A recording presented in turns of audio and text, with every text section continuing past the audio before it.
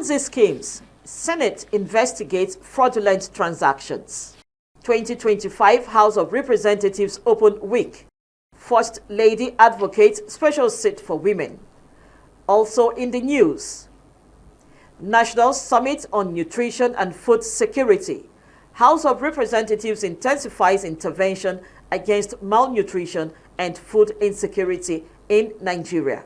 Good evening and thanks for joining us on NTA Parliament News. I am Vivian Itekwefo. The Senate has resolved to investigate the activities of fraudulent investment schemes, commonly known as Ponzi schemes in Nigeria, to protect citizens. In a motion sponsored by Senator Abiru Adetokunbo and Senator Osita Izunaso, the Senate expressed concern over increasing sophistication of operators of such fraudulent schemes and the devastating consequences on members of the public. National Assembly correspondent Lami Ali reports. It was such a terrible nightmare, and many Nigerians committed suicide when they lost their monies. I wondered how this monumental fraud will happen to Nigeria when we have a regulator, the Central Bank of Nigeria, in place. While debating the motion, lawmakers made specific reference to the recent crypto bullion exchange, CBEX, MMM and MBA Forex, who lured Nigerians with promise of outrageous returns, but suddenly collapsed, resulting in investors losing trillions of naira. Despite the scale of operations and visibility of CBEX, it operated for an extended period without facing sanctions by either the Securities and Exchange Commission, SEC, the CBN, the Nigerian Financial Intelligence Unit, and also EFCC. All these agencies, that's their job. They must not allow this to always slip. It behoves on us to look at whatever loopholes or lacuna in the existing laws that these Ponzi schemes exploit. Senate committees on banking, anti-corruption and ICT were mandated to conduct the investigation. In another effort to tackle emerging issues in the power sector, Senate passed for second reading the Electricity Act Amendment Bill after a vibrant debate during which lawmakers highlighted key challenges. None of the generating companies has paid NMPC for the gas they have taken for the last 5 years. So if we deduct, this gas belongs to government. If we deduct the cost of gas from the GENCOs, from what they are owing federal government, there is no owing at all. You license some people to generate electricity. You license some people to distribute electricity. And government is holding on to transmission. I believe that is one of the critical problems. We want to cure such anomalies and disputes within the Electricity Act. Other adoptions at the Senate were the passage at second reading of bills to establish Federal Polytechnic in Ebonyi State and Federal College of Education, Kebbi State. Senate has commended the appointment of Nigeria's Comptroller General of Customs, Bashir Adeni, as the head of the World Customs Organization. This position places Nigeria at the epicenter of global trade facilitation policies, customs standards development, and international border security protocols that govern trillions of dollars in global commerce annually.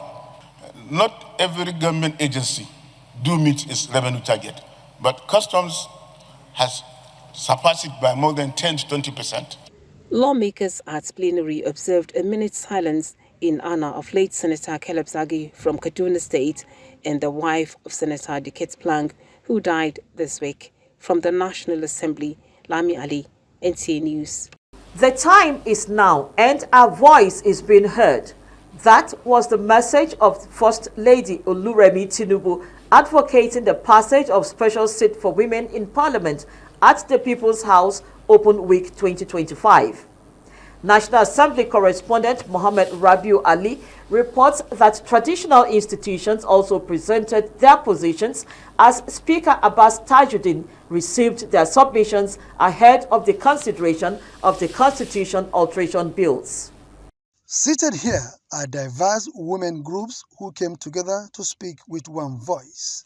The dialogue is to bridge the gap of underrepresentation among women folks. First Lady Oluremi Tinubu's message cited the role of women that could not be underscored, stressing the need for more representation in the decision-making process. The truth is that women remain significantly underrepresented in all levels of governance, despite making up nearly half of the population. This is not just a question of fairness, it is a matter of strengthening our democracy and deepening our national development. With our hearts open and eyes unclouded, in the chambers where laws are made, when voices rise on tax and trade, but fall silent on the pain of childbirth or the shame girls carry for bleeding in school, who will speak of the mother who died giving life? We are asking that we please be given some reserved seats so that women can compete among themselves. The leadership of the House also engaged traditional rulers on their constitutional role. One of the most important roles that the traditional rulers will be playing or will be officially playing is, advisory services to the government. At any level, you'll find out that we have traditional, leaders there. It has gone to a stage whereby even the traditional ruler himself, he does not want to involve in politics. In some cases where the government is the one, the government of the day is the one that appointed you to become Your Majesty. You see that when during their rally or their campaign day to your local government or to your kingdom, in some cases they drag you to participate on the field. And if you don't do that, they say you're not loyal. You start having issues with that administration. We want to join hands with the government in the area of community policing to complement the proposed state police, which is still on the table as well, so that there will be better security and quality. Traditional rulers must have to be part of government, recognized.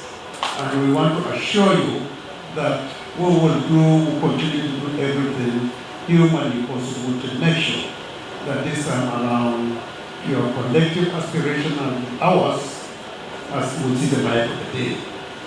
Your Royal Highnesses, the National Assembly is dedicated to creating a system that blends modern governance with our cherished traditions.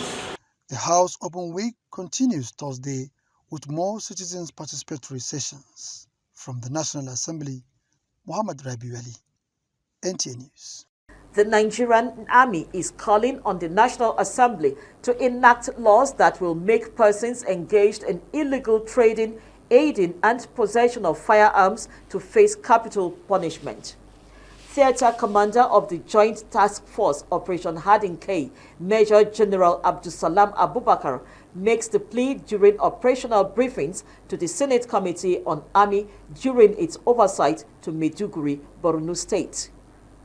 National Assembly correspondent Isa Mohammed reports. The visit by the Senate Committee on the Army to Maiduguri provided an opportunity for the Joint Task Force Operation Hardin K to brief the committee on its operations, successes, challenges, and the way forward on security of the Northeast region. Your support has also positively influenced the drive for increased synergy among the services and agencies operating in the Northeast, especially within the framework of jointness, interagency cooperation, and civil-military relations, all of which are pivotal to our counter-insurgency and stabilization efforts. the government of Borno State and the committee pledged to continue supporting the joint task force operations in the northeast to enable Nigerians sleep with two eyes closed. With the state government, providing security vehicles to our security agencies in the state.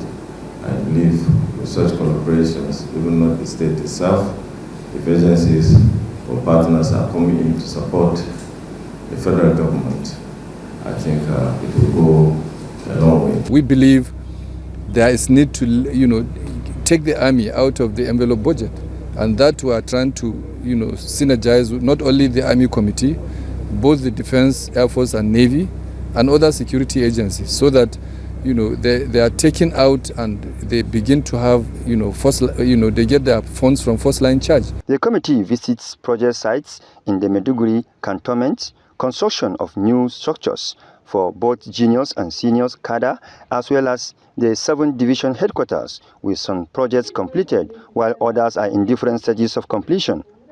From Maiduguri, Borno State, Isa Muhammad, NTA News. As Nigeria advances towards its 6th constitutional amendment, the National Assembly has opened the floor for public participation through zonal hearings, from state police to resource control and judicial reform. Nigerians are eager to make their voices heard. But what are the expectations from the people this time? And how ready is the legislature to reflect the will of the people? Ignatius Nkwo has more. Since the return to democratic rule in 1999, Nigeria has carried out a number of constitutional amendments aimed at redefining the nation's governance structure and addressing long-standing concerns of federalism. The 1999 Constitution, originally drafted under military rule, has undergone 5 alterations. There have been crucial reforms such as financial autonomy for state legislatures, judiciary, and the removal of some items from the exclusive legislative list, while other critical proposals have failed. Maybe this one will be the one that will help the country and the masses. Anything that will know that really will curb the issue of insecurity, and I want to make sure that if with that our economy will boost. So for that, I did not really buy the idea of amending of any constitution. Each amendment cycle has been marked by public engagement, legislative debates with various shades of consensus across federal and state levels. The 5th alteration process, concluded in 2023, was notable for its passage of 16 amendment bills, covering issues like improved timelines for election litigation. Still on the amendment radar include state police and devolution of power. Bills seeking to create state police, bills seeking to amend the constitution to allow special seats for women, a lot of bills. If we have state police, at least they know all the area of they know all places. They can be able to curtail this security, these challenges. If there's anything like creation of state police, it will be hijacked by the governors. Now, the 6th constitutional alteration is underway as the National Assembly commences zonal public hearings. As usual, expectations are high. Citizens' involvement in constitutional amendment process is critical for its legitimacy. The 10th Assembly is an assembly of the people, it's an assembly of the masses, and it wants to hear from the grassroots what is their view on the contents of what is to come. If we did not tackle the number one issue at hand, which is insecurity, then creating of more states, to me, it's not a good idea. I want the National Assembly to enforce laws to protect children's rights, to avoid child abuse and child labor. All eyes are now on the National Assembly on whether this round will break new grounds in Nigeria's constitutional evolution. Ignatius Nkwo, NTA News. Constitution amendment is a critical tool for democratic advancement. Hence, the level of attention the National Assembly gives to it. Awal Musa Rafsanjani, Executive Director, CISLAC, will be providing more insight on the process. Thank you for joining us. The National Assembly has commenced public hearing on the Constitution amendment bills. What does this portend? There's a huge implication and concern if this process did not meet the expectation of Nigerians. So therefore, the National Assembly is expected to have a more broad, more inclusive consultation that will touch fundamental issues that are very contentious in our country. You recall, civil society organization under Citizens Forum for Constitutional Reform have met with Nigerians across local, state, zonal, and national level to get their views on those issues they consider very important to be addressed in our Constitution. The National Assembly can utilize these resources to be able to do its work, in addition to the consultation that they are going to have. If National Assembly did not this time around do the needful, Nigerians will begin to lose confidence in the ability of the National Assembly to conduct a more responsible public hearing on constitutional amendment, because Nigerians are concerned that this is like almost a routine, work that National Assembly every time they want to do. At the end of the day, not much tangible of those concerns are addressed. So this time around, in order to restore hope and confidence on Nigerians, National Assembly is advisable that they should ensure that they get these views expressed by Nigerians and ensure that they carry them along in the amendment that will be reflected in our Constitution. Kind of controversial, like the state police, resource control, and state creation. What are your thoughts on this? Yeah, although some of the issues are very contentious, like the issues of resource control, state police, and what have you. But the truth is that we cannot run away from having a healthy debate and discussion on how best to run our constitutional democracy. We cannot continue to ignore those issues because they will continue to surface and they will continue to be, raised. So the best thing is for the National Assembly to ensure that they have more broad, more inclusive consultation from both state and non-state actors to sit down and agree how best to address some of these concerns. Some critics have described the recurring constitution amendment as a waste of resources. What is your take on that? Yeah, it is true that some Nigerians, they see this, recurrent of constitutional amendment as a waste of time, waste of resources. But I think it is important under democracy that we allow each arm of government, each tiers of government to carry out its constitutional roles. The National Assembly is empowered to carry out this exercise by our Constitution, and therefore we should encourage them to do that in the best possible manner. Yes, Nigerians are frustrated and not happy that this process is not leading to addressing the key fundamental issues of governance. But we cannot run away from the fact that it is the legitimate body that can also carry out this exercise. So all we are calling on the National Assembly is to do this diligently, with the commitment, with honesty and sincerity, with view to address this fundamental national crisis that we are facing in Nigeria, in order to strengthen our democracy, in order to ensure that we have a peaceful coexistence in this country.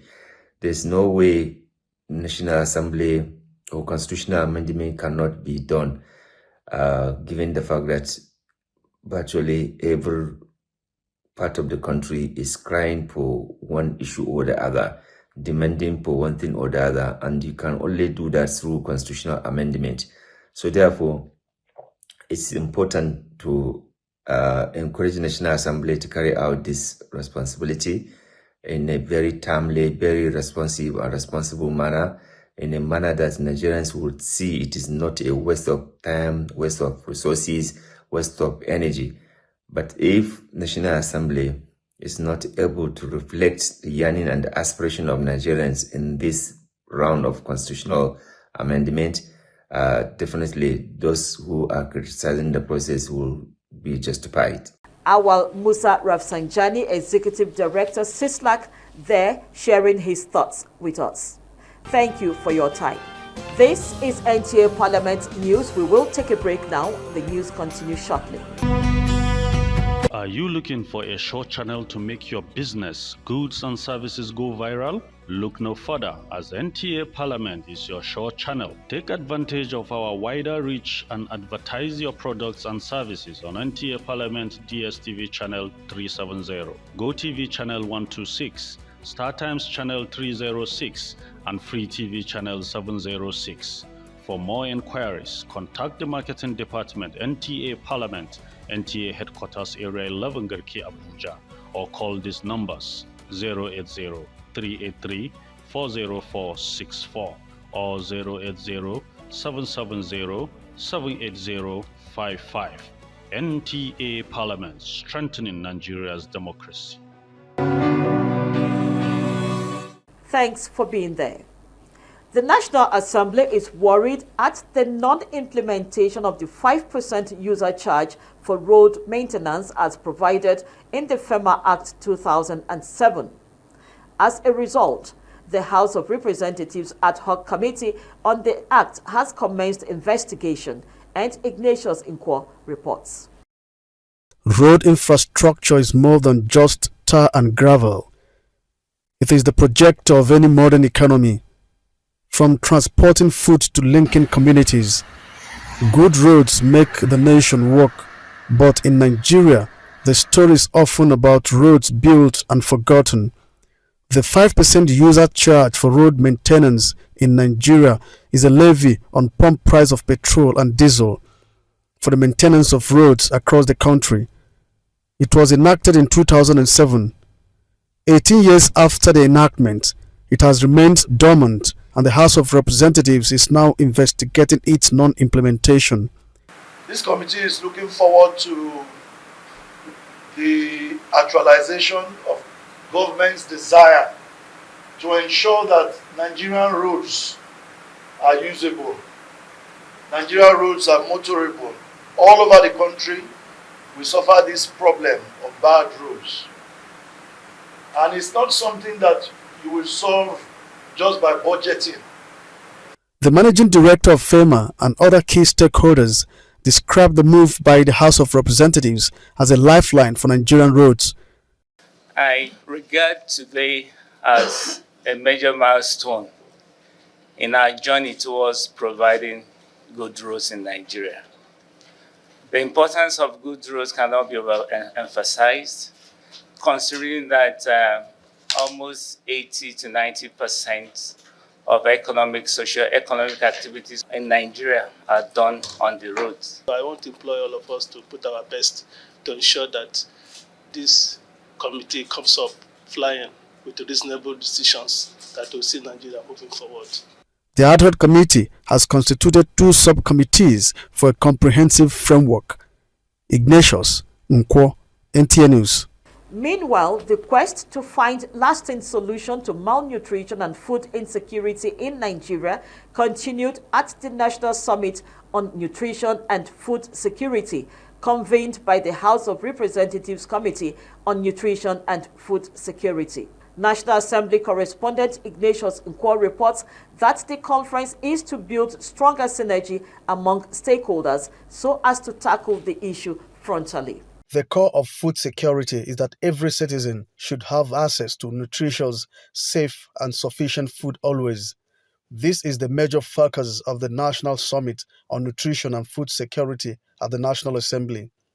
The heart of the summit lies in the stories of stunted children, people displaced by flood and left with nothing to eat, of farmers losing yields due to climate change, as observed by Chairman of the House of Representatives Committee on Nutrition and Food Security, Chike Okafo.